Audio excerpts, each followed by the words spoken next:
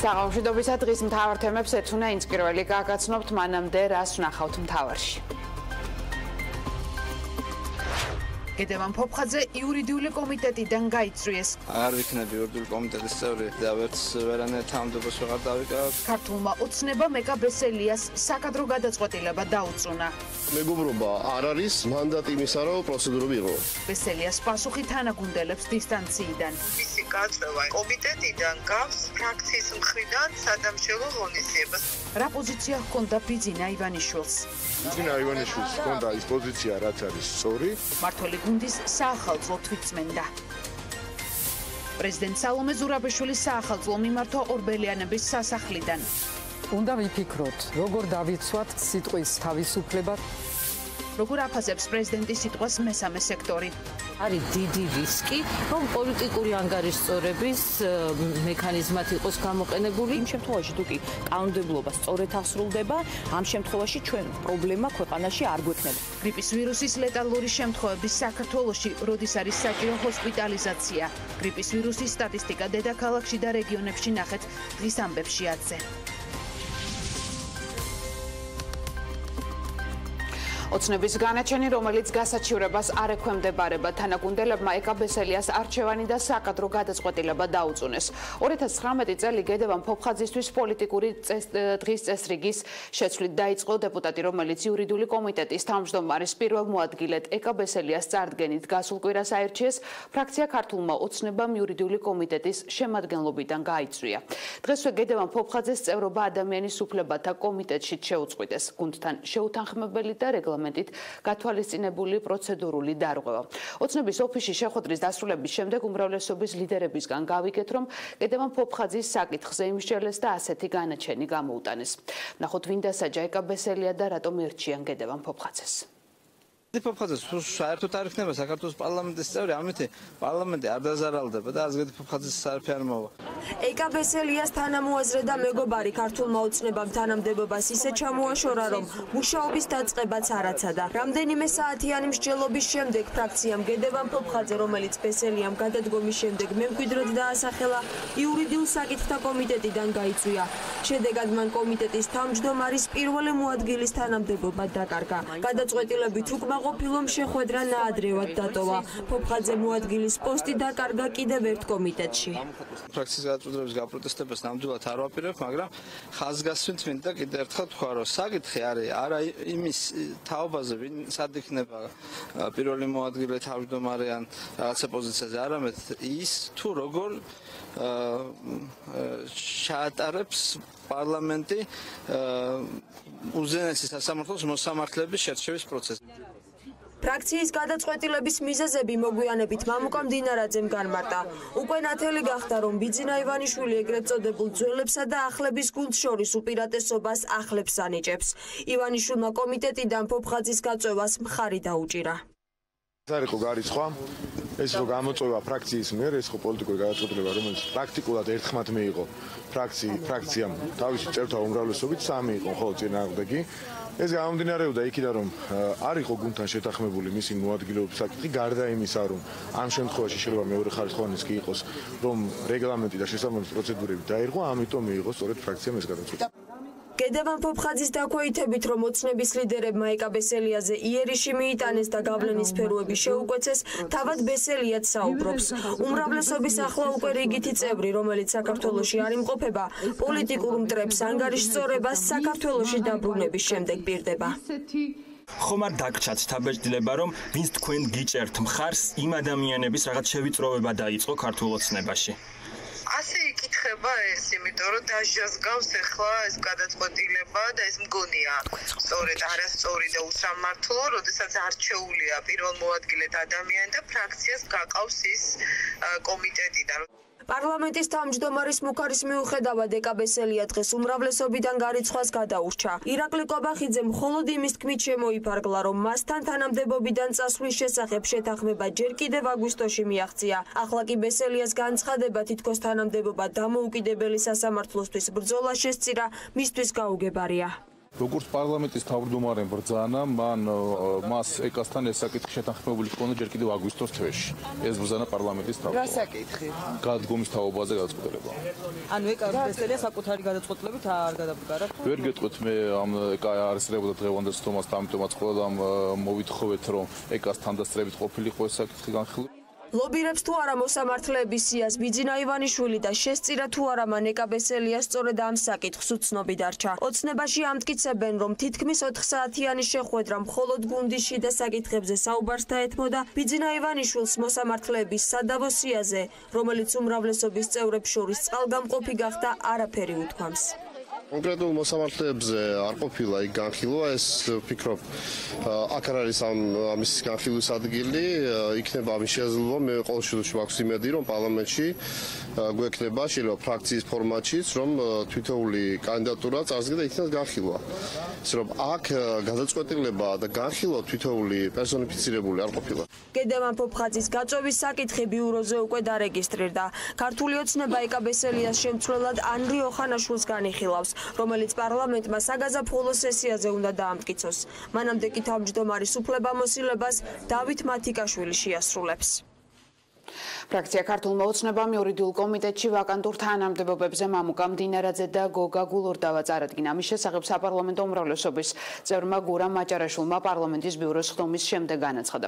ბიუროს ხდომაზე ასევე ისაუბრეს იმ გადაწყვეტილებებზე, რომელზეც ქართული ოცნების პარტიულ ოფისში ფრაქციის წევრებმა მიიღეს. პარლამენტის თავმჯდომარემ მიზეზები განმარტა და თქვა, რომ გედევან ფოფხაძესთან დაკავშირებით მიღებული გადაწყვეტილების ერთი მიზეზი რეგლამენტის უხეში დარღვევა იყო, მეორე კი გუნდურობა. ირაკლი კობახიძის განცხადებით ეკაბესელიას და გედევან ფოფხაძის თანამდებობიდან წასვლის დაკავშირება მოსამართლეების საკითხთან ეს ან ინფორმაციის არქონის შედეგი ან პოლიტიკური სპეკულაცია. ასე არ ფიქრობს ლევან გოგიჩაიშვილი, რომელიც ამბობს, რომ დღევანდელი გადაწყვეტილება წყალგამყოფია. საიდან მოდის კიდე ჩემი თხოვნა, თუნდაც ემოციური. გამოწვევა არა პროცედურების დარღვევით მოხდა, არამედ იმიტომ მოხდა, რომ გედი ფოფხაძეს და ჩვენ იმ ადამიანებს, ვისაც არ გვინდა ვიხილოთ, მურუსიძე, ჩინჩალაძე, სააკაშვილი, ადეიშვილი, ჯალათი მოსამართლეები უვადო უზენაეს სასამართლოში ყველაფერი ამის გამო არის დატრიალებული. თუნთან შეუთანხმებლად მეორე პროცედურების დარღვევით არ შეიძლება. რასაც არ უნდა უკავშირდეს ნებისმიერი ადამიანი, პარლამენტის წევრი, პარლამენტის თანამდებობის პირი თუ ასე შემდეგ. რაც არ უნდა გადაადგილები გააკეთოთ, რაც არ უნდა შეიყვანოთ, გამოიყვანოთ, როგორც გადაკაჩოთ, გინდა აქეთ გადაკაჩოთ, გინდა აქეთ გადმოკაჩოთ. ამ პარლამენტში მე ღრმად ვარ დარწმუნებული. რომ სააკაშვილის, ადეიშვილის, ჯალათი მოსამართლეები უვადო უზენაეს სასამართლოს მოსამართლეები ხო მაგრამ რა შუაშია? ეს არის ჩვენ შეიძლება შევთანხმდეთ რაღაცაზე, მაგრამ რა შუაშია? ეს არის წყალგამყოფი, ისეთი კრიტერიუმები უნდა იყოს, რომ სააპელაციო სასამართლოში ვინც არიან დღეს ეს ადამიანები, გინდა თბილისში, გინდა ქუთაისში და გინდა პირველ ინსტანციაში, მათზეც უნდა გავრცელდეს ეს კრიტერიუმები და ისინიც უნდა დაემშვიდობენ მართლმსაჯულების სისტემას. ეხლა აქ ჩვენ საუბრობთ რაღაც თემა უნდა მიეკეროს თუ არა მეორე თემას, არგუმენტები და ემოციები ვნახეთ. არგუმენტებით ეს თემა იმ თემას, რაზეც თქვენ საუბრობთ, არ ეკერება, თუ ემოციები გნებავდა, მაინდა-მაინც პირადად ჩემი, რადგან მე შეგეპასუხეთ, დამოკიდებულება გაინტერესებთ, მე ვარ ის ადამიანი, ემოციები თუ გაინტერესებთ, რომელსაც იმის გამო, რომ თავის დროზე სააკაშვილის რეჟიმს შევეწინააღმდეგე, პატიმრობა შემიფარდეს მუხლზე, რომელზეც არ იყო საერთოდ კანონი არ ითვალისწინებდა პატიმრობას. ამიტომ მე რაღაცებს ვერავინ ვერ დამამრავლებს ადვილად, ეს ერთი. და მეორე, გთხოვთ, მართლა მოგიწოდებთ აი გულწრფელად, რომ საზოგადოება არ შევიყვანოთ შეცდომაში, რბილად რომ ვთქვათ და რაღაცა თემა, რომელიც არ იყო დაკავშირებული მეორე თემასთან, ძალით ჩვენ თვითონ არ მივაკეროთ. უკვე გამივლე მე შენ ზღვარი და მითხარი რომ მე რაღაც ზღვარის იქეთ ვარ თუ აქეთ ვარ და ამიტომ მე ჩემ ადგილს მე თვითონ პოულობ და ვიპოვე მომავალში ამ საკითხთანაც ნებისმიერ სხვა საკითხთან მიმართებაში დაწყე. რეგლამენტის უხეში დარღვევით იქნა არჩეული პირველი კომიტეტის თავმჯდომარის პირველი მოადგილის პოსტზე ბატონი გედი ფოფხაძე და მეორე პრობლემა იყო გუნდურობა, ეს არ ეხება ჩვენს ასე ვთქვათ ოპოზიციონერ კოლეგებს, თუმცა გუნდში იყო ეს რა თქმა უნდა განსახილველი საკითხი და მორი მიზეზის გამო იქნა მიღებული ის გადაწყვეტილება, რომელიც აუცილებლად უნდა მიღებულიყო. რაც შეეხება ქალბატონ ეკაბესელიას და ბატონი გედი ფოფხაძის თანამდებობიდან წასვლის დაკავშირებას მოსამართლეების საკითხთან, ეს არის ან ინფორმაციის არ ქონის შედეგი, ან პოლიტიკური სპეკულაცია, მე იმედი მაქვს, რომ ამ შემთხვევაში ეს იყო ინფორმაციის არ ქონის შედეგი, რაც შეეხება ქალბატონ იაგაბესელიას გადადგომას, როდის იყო ეს გადაწყვეტილი, რატომ და როგორ ამაზე ჩვენ ნაწილობრივ უკვე ქონდა საუბარი და შეგვიძლია უფრო დეტალურადაც ვისაუბროთ საზოგადოების წინაშე, რაც შეეხება გედევან ფოფხაძის თანამდებობიდან წასვლას, ამის მიზეზები უკვე განმარტეთ. რატომ თხოვდნენ გედევან ფოფხაძეს უმრავლესობის ლიდერები დუმილს ცოტა ხნის წინ პალიტრა ნიუსის ეთერში იურიდიულ კომიტეტს მიღმა დარჩენილმა თქვა, რომ იუსტიციის უმაღლეს საბჭოში უზენაესი სასამართლოს მოსამართლების კანდიდატურების განხილვის დღეს კოლეგებმა დაურეკეს და სთხოვეს ამ საკითხზე არ ესაუბრა. გედევან ფოფხაძე ამბობს, რომ მას ჯერ არჩილ თალაკვაძე, შემდეგ კი მამუკა მდინარაძე დაუკავშირდა.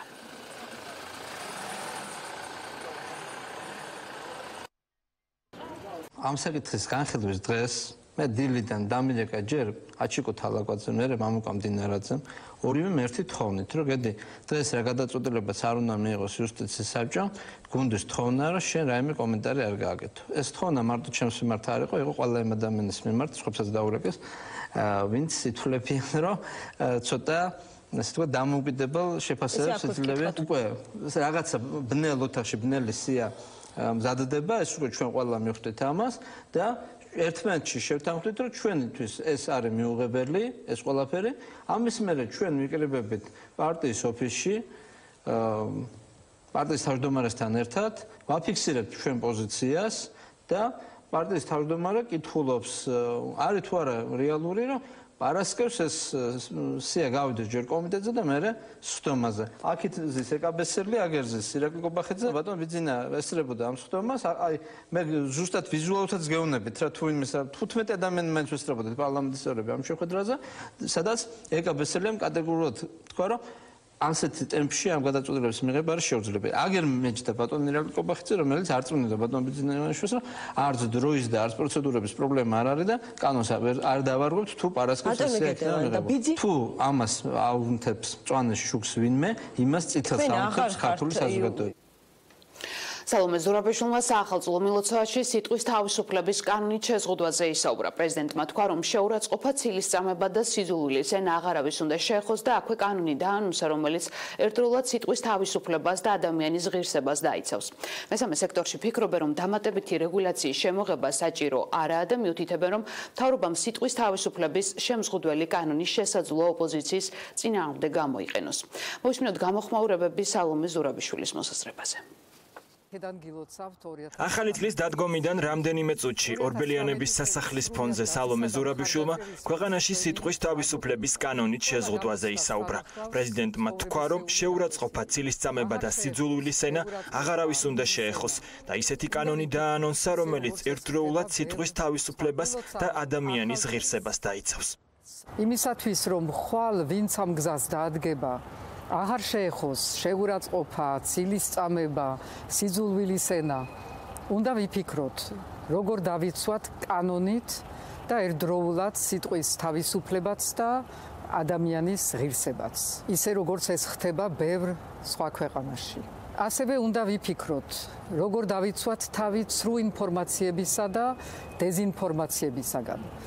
რათა საზოგადოებამ დაიბრუნოს სიმშვიდე და საფრთხე არ შეექმნას დემოკრატიას. მართლ პარტიაში კონკრეტულად არ იციან რას გულისხმობს პრეზიდენტის ინიციატივა. რაც ზუსტად იციან არის ის, რომ ზურაბიშვილმა ევროპულ გამოცდილებაში საკანონმდებლო რეგულაციები იგულისხმა, რომელიც იცავს ადამიანის ღირსებას და ამავდროულად სიტყვის თავისუფლებასაც. ევროპულ საქართველოში კი ამბობენ, რომ სიძულვილის ენის მთავარი წყარო ზურაბიშვილის მხარდამჭერი პარტია ქართული ოცნება იყო. პარტიაში ფიქრობენ, რომ ზურაბიშვილის ინიციატივა სიტყვისა და გამოხატვის თავისუფლების შეზღუდვის მცდელობაა. არაერთმა მოქალაქემ მომმართა, არაერთმა საორგანიზაციო ჯგუფმა მომმართა, რომლებიც პირდაპირ ითხოვენ, რომ რაღაცნაირად ისეთნაირი საკანონმდებლო ბაზა შევიმუშაოთ, რომელიც ადამიანებს არ მისცემს იმის საშუალებას, რომ ასე უაპელაციოდ ასეთი საშინელი სიმიწურე გავრცელონ ერთმანეთთან. ჩვენ თუ მოვახერხებთ რაიმე ოქროშუალედის პოვნას, ამ შემთხვევაში რომ არც გამოხატვის თავისუფლება დავაზიანოთ და სხვა ადამიანების ღირსებაც დავიცვათ, ამ შემთხვევაში ეს იქნება ალბათ საუკეთესო გამოსავალი. ჩვენ მართლაც უნდა ვიფიქროთ ძალიან ბევრი მიმართულებით, რომ დავხვეწოთ კულტურა და სიძულვილის ენა მართლაც არის და ეს კანონში დონეში არის და ამ მიმართულებით შესაძლოა ყველაზე მეტად თავი გამოიჩინა სწორედ ქართულ მოუწნებამ, რომელსაც ჰქონდა სიძულვილის ამსახველი ბანერები და პლაკატები პირდაპირ. რაც შეეხება ქალბატონი სალომეს განცხადებას, ის პირდაპირ უკავშირდება სიტყვის თავისუფლებისა და გამოხატვის თავისუფლების შეზღუდვას. ზურაბიშვილის ინიციატივას კრიტიკულად აფასებენ მესამე სექტორში. ორგანიზაციები მიუთითებენ, რომ საქართველოში დაცულია გამოხატვის თავისუფლება. ამავდროულად არსებობს კანონი, რომელიც პირს აძლევს საშუალებას, რომ სასამართლოს გზით დაიცვას საკუთარი ღირსება და რეპუტაცია. შესაბამისად, არასამთავრობოები მიიჩნევენ, რომ ამ მიმართულებით ახალი რეგულაციების მიღება საჭირო არაა. ორგანიზაციების ნაწილი მიიჩნევს, რომ ამ კუთხით რეგულაციების გაჩენა შესაძლოა ხელისუფლებამ პოლიტიკური ოპონენტების წინააღმდეგ გამოიყენოს. ჩვენი კანონმდებლობით არის დაცული გამოხატვის უფლება, მეორე მხრივ ჩვენი კანონმდებლობით ნებისმიერ პირს აქვს საშუალება, რომ იჩივოს სასამართლოში და დაიცვას თავისი უფლება. მთავარი ამ ყველაფერში არის ის, რომ ჩვენ გვჭირდება დამოუკიდებელი სასამართლო და ისეთი სასამართლო, რომელიც შერჩევითად არ გამოიყენებს სხვადასხვა კანონმდებლობას. მე პირადად მქონია იმისი გამოცდილება, როცა ჩემთან მიმართებაში შერჩევითად იქნა გამოყენებული ეს ყველაფერი, ამიტომ ეს არის არასწორი. იმ შემთხვევაში თუ კი კანონმდებლობა სწორედ აღსრულდება, ამ შემთხვევაში ჩვენ პრობლემა ქვეყანაში არ გვექნება. ამ ხელისუფლების პირობებში, რომელიც თქვათ, იგივე ცდილობს კრიტიკული აზრი სასამართლოს მეშვეობით შეცვალოს და ამის მაგალითია რუსთავის სასამართლოს გადაწყვეტილება, რომელიც ევროსაბჭომ შეაჩერა, არის დიდი რისკი, რომ პოლიტიკური ანგარიშსწორების მექანიზმად იყოს გამოყენებული ნებისმიერი ჩარევა გამოხატვის თავისუფლებაში, იმიტომ რომ ზოგადად შეურაცხყოფა რაღაც არის ძალიან სუბიექტური. ის რაც თქვათ ქალბატონ სალომეს პოლიტიკური ოპონირების და კრიტიკის ფარგლებში გაკეთებული მის მიმართ განცხადებები მოიჩვენოს შეურაცხყოფად, ვიღაცისთვის შეიძლება იყოს მისი პოლიტიკური საქმიანობის შეფასებად და იმიტომ არიან ისინი საჯარო სივრცეში, რომ თმენის მეტი ვალდებულება აქვს. ევროპული გამოცდილება სიძულვილის ენის რეგულაციასთან დაკავშირებით არის მიმართული სისხლის სამართლებრივი პასუხისმგებლობიდან თვითრეგულირებისკენ. აქცენტი კეთდება სახელმწიფოს ვალდებულებაზე სწორად მოახდინოს სიძულვილის ენის რეგულაცია, ისე რომ არ დაზარალდეს გამოხატვის თავისუფლების პრინციპი. დემოკრატიულ სახელმწიფოებშიც კი ასეთი კანონისმიერი აკრძალვების გამოყენება ხშირად არღვევს ან ზღუდავს გამოხატვის თავისუფლებას, რაც დასტურდება ადამიანის უფლებათა ევროპული სასამართლოს პრაქტიკით. შეწყალების საკითხთა კომისიის ახალი წევრებით დაკომპლექტების პროცესი დაიწყო. პრეზიდენტის ადმინისტრაცია, როგორც უკვე ერთხელ იყო აღნიშნული, გეგმავს კომისიის ახალი წევრებით დაკომპლექტებას.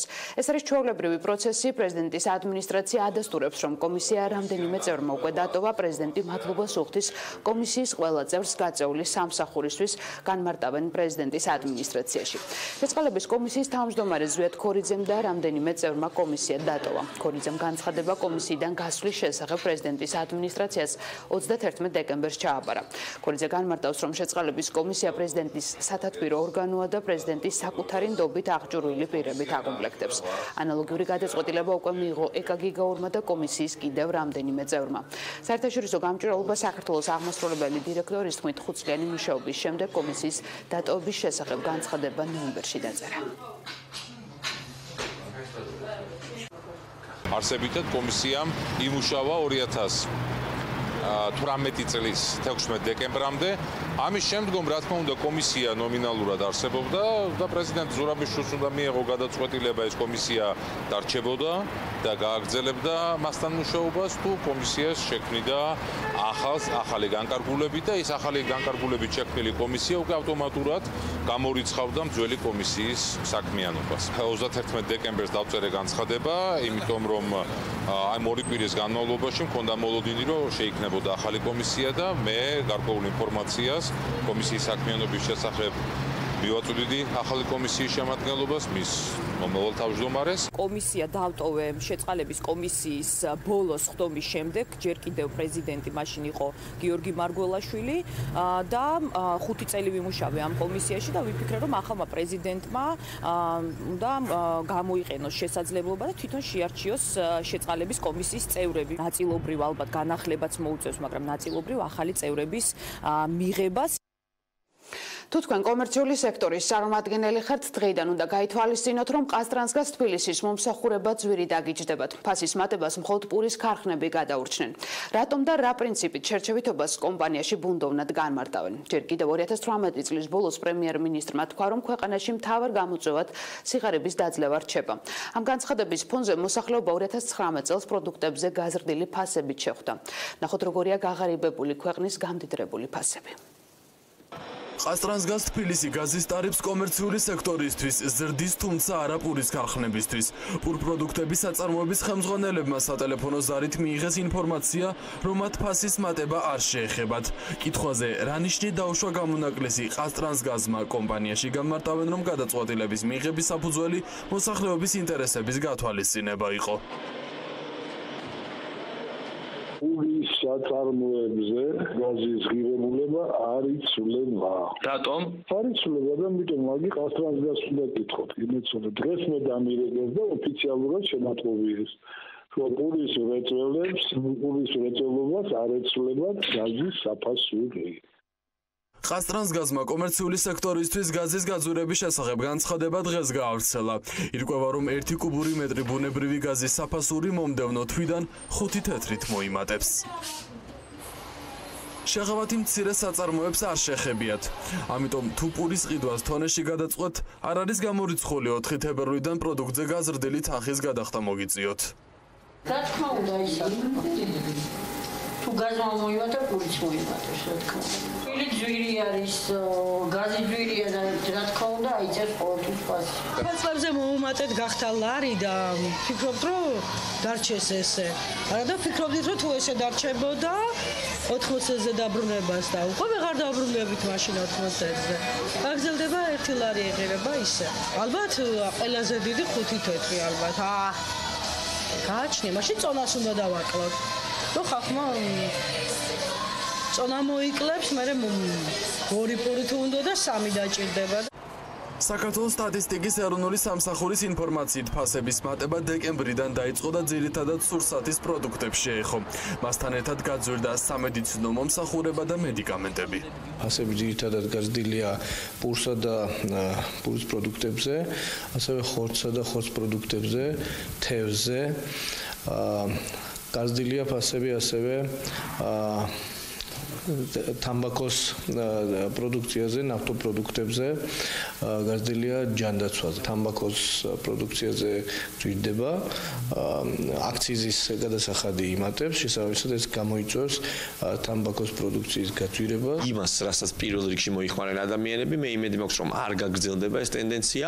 ზოგადად წლიური ინფლაცია დეკემბრის მიხედვით, წინა წლის დეკემბერთან შედარებით არის 1.5%, თუმცა ადამიანები ვინც მოიხმარენ ძირითადად პირველადი მოხმარების პროდუქციას, პურს, თქვათ თევზეულს, ხორცს ან მედიკამენტებს და ძირითადად ეს სჭირდებათ ადამიანებს, როდესაც ეს პროდუქცია ძვირდება და უფრო მნიშვნელოვნად ვიდრე სხვა პროდუქტები, აღქმა იმისი, რომ ყველაფერი გაძვირდა უფრო მეტი.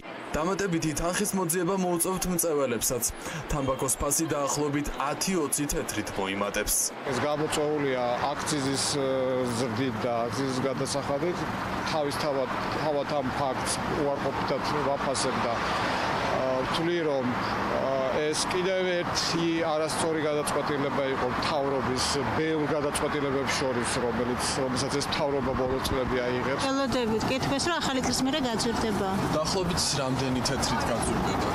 ზუსტად არ ვიცი, ალბათ 10-20-ით, როგორ წინა. უფრო მეტად თუ არა. ეს ყველა სახის სიგარეტს შეეხება? მე მგონი კი.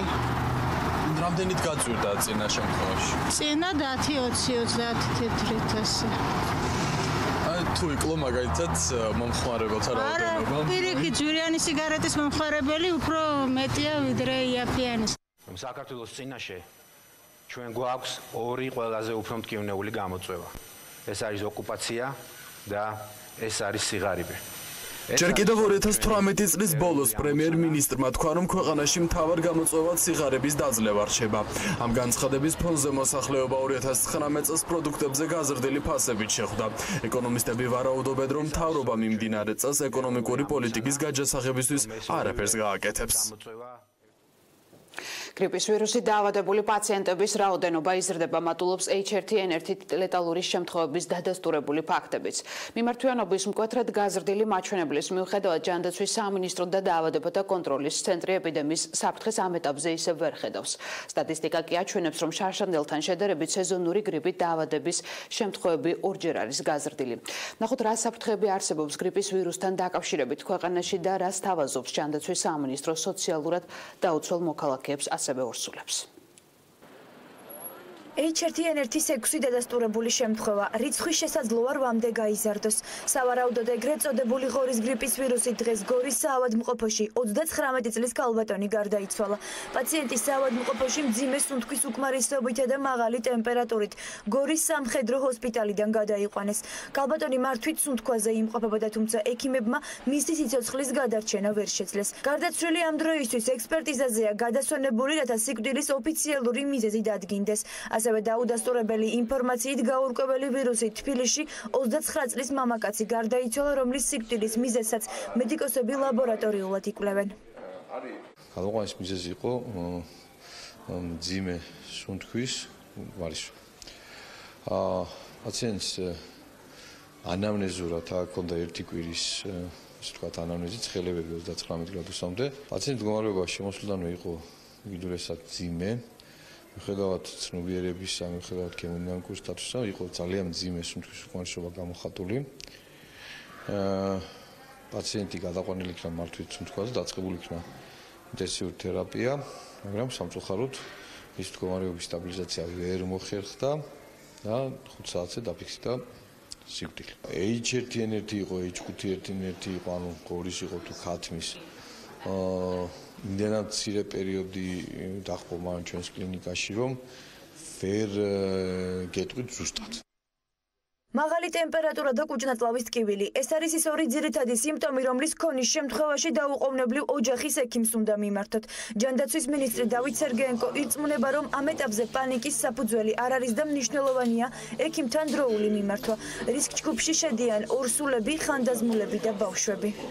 მაღალი ტემპერატურა, ხველა, ყელის ტკივილი, ჩივილები კუჭნაწლავის მხრივ, შეიძლება იყოს ტკივილი, თავის ტკივილი, სახსრების ტკივილი, ძლიერი სისუსტე და ამ მომენტისათვის პლუს ერთი დაავადება, რომელიმე ერთი დაავადება, თანდაყოლილი ქრონიკული ან მიმდინარე არის, ეს უკვე არის ცალსახადჩვენება იმისათვის, რომ ადამიანმა მიმართოს ოჯახის ექიმს. თუ კი აქამდე ჯანდაცვის სამინისტრო მარაგებიდან გასცემდა ორსულებისათვის მთელი საქართველოს მასშტაბით TAMIFLUS დღეიდან უკვე დაიწყება სოციალურად დაუცველ მოსახლეობაზე TAMIFLUS გაცემა, მარაგების საკმარისი არის, დღეს უკვე გადანაწილდება მთელი საქართველოს მასშტაბით დაემატება საზოგადოებრივი ჯანდაცვის ცენტრებს ყველა რაიონში სოციალურად დაუცველ მოსახლეობას და ორსულებს შეუძლიათ მიმართონ საზოგადოებრივი ჯანდაცვის რაიონულ განყოფილებებს, სადაც მიიღებენ ამ მედიკამენტებს უფასოდ.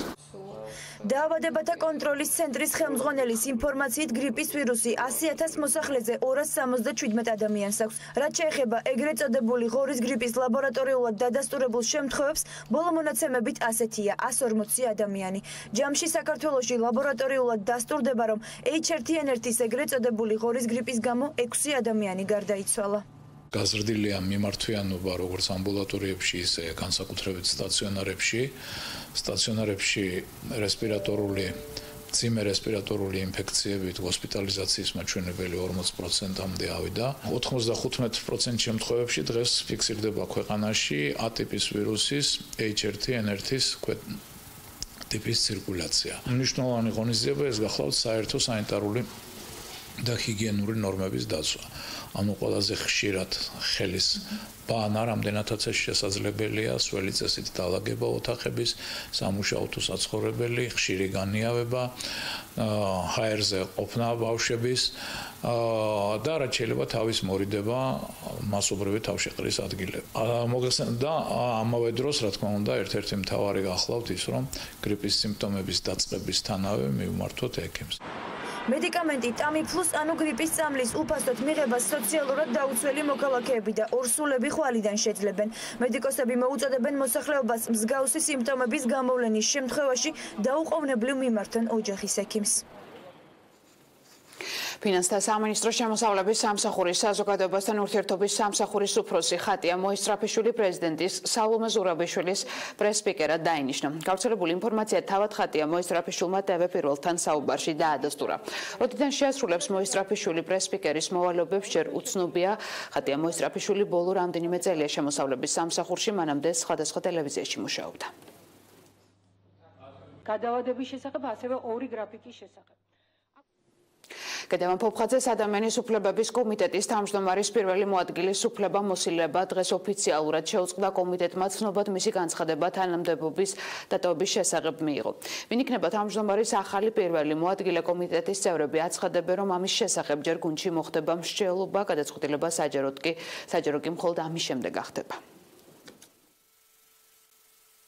კომიტეტის თავმჯდომარის პირველი მოადგილის დასახელების უფლებამოსილება კომიტეტის თავმჯდომარეს აქვს თვითონ, მაგრამ ბუნებრივია ეს უნდა იყოს აუცილებლად გუნდთან შეთანხმებული და გუნდის მიერ გადაწყვეტილი. კონკრეტული პერსონებისგან, საუბრისგან ბუნებრივია თავს შევიკავოთ. ეს არის კომიტეტის თავმჯდომარის ექსკლუზიური უფლებამოსილება, შესაბამისად ამის შესახებ პირველ რიგში იქნება მსჯელობა გუნდში, ვინაიდან ჩვენ გუნდური პრინციპის თამაშის წესები გვაქვს დანერგილი და შესაბამისად ისე იქნება მიღებული გადაწყვეტილება. შიგნით იქნება ამაზე მსჯელობა, აუცილებლად მივიღებთ გადაწყვეტილებას და კომიტეტის თავმჯდომარე ცხადია დაასახელებს პირველ მოადგილეს. ძალიან ბევრი ღირსეული ადამიანია, ვინც ძალიან კარგად გაართმევს თავს ამ მაღალ პასუხისმგებლობას.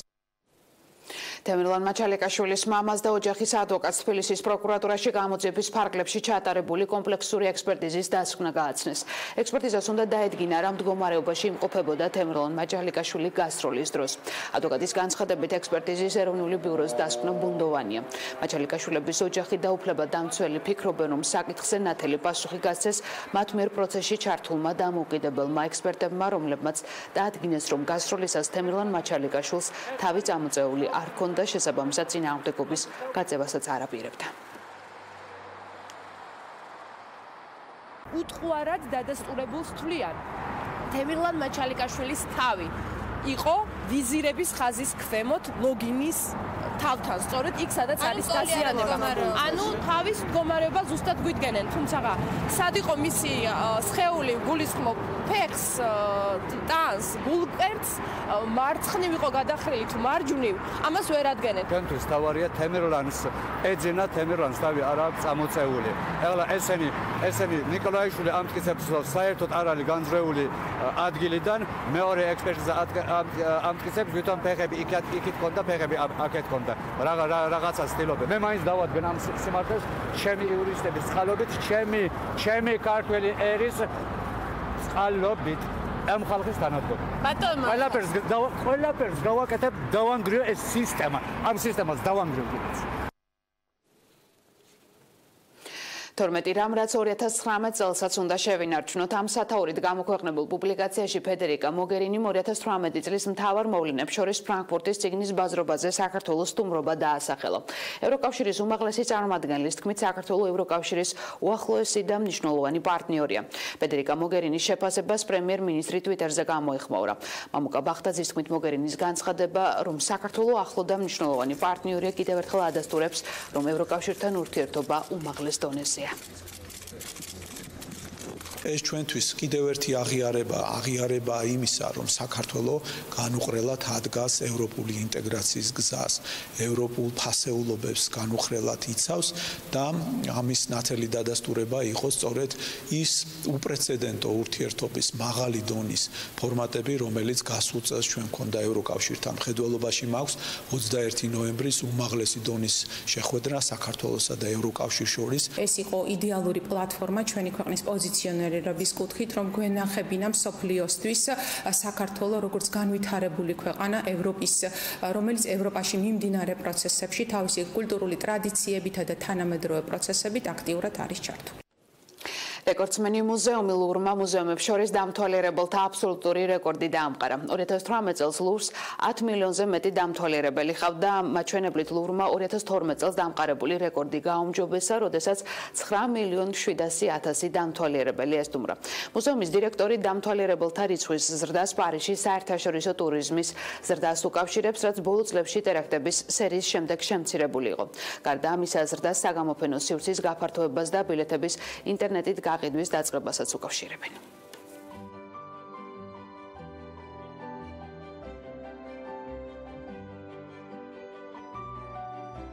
და ბოლოს საქართველოს პირველი და მსოფლიო რეიტინგის ტოპ 20-ში შესული ნიკოლოზ ბასილაშვილი მსოფლიოს პირველ ჩოგანთან რთულ და თანაბარ ბრძოლაში დამარცხდა. ნიკოლოზ ბასილაშვილი ნოვაკ ჯოკოვიჩს დოჰას ტურნირის მეოთხედფინალში შეხვდა. ბასილაშვილმა პირველი სეტი 6-4 მოიგო. მეორე და მესამე სეტში კი გამარჯვება სერბმა მოიპოვა 6-3, 6-4. ჩოგბურთელები პროფესიულ ტურში ერთმანეთს მეორედ ხვდებოდნენ. პირველი მატჩი შარშან მადრიდის მასტერსზე გაიმართა და ჯოკოვიჩმა ორ სეტში 6-4 მოიგო. Ma con lo schiaffo al volo meglio rispetto allo smash. ასეთი იყო ბოლო ინფორმაცია ამ დროისთვის. მე ხვალამდე გემშვიდობებით ნახვამდის.